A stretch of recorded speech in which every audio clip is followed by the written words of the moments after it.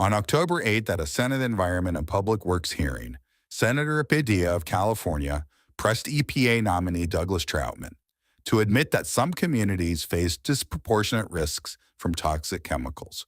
Watch the exchange right here. Nearly 40% of Americans live within 3 miles of high-risk chemical facilities and are at an increased risk as a result of cancers, respiratory illnesses, and other preventable illnesses from exposure to toxic chemicals. Now, despite TSCA's mandate to evaluate risks to groups with greater exposure or susceptibility than the general population, the EPA recently proposed a rule to no longer include what was referenced as overburdened communities from the regulatory addition of, quote, potentially exposed or susceptible subpopulations, end quote.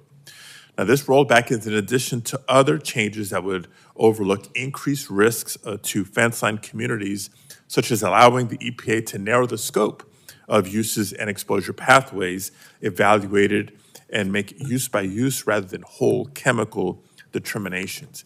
Question for you, Mr. Troutman. Do you agree that there are communities that face disproportionate health risks because of proximity to chemical facilities? Senator, I appreciate the question, and the rule which I believe you're referring to is the proposed risk evaluation rule, which was noticed for comment just a short time ago. And as you know, Senator, that rule has been proposed in various iterations in 2017, 2024, and now again in 2025. And based on the briefings I've had and the notice that is out, there will be further comment on all aspects of the amendments with regard to what has been proposed in the Federal Register, and we will take a very close look on where there is actual risk and looking at real-world conditions. So we expect to review those comments in a timely manner. I'm aware of the background, appreciate the additional context. I think my question is pretty straightforward. Do you agree or disagree that there are certain populations with disproportionate risk based on disproportionate exposure, yes or no?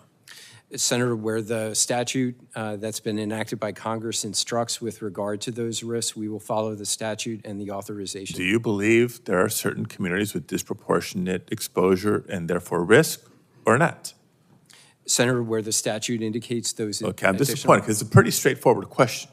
Geographic proximity is easy to understand.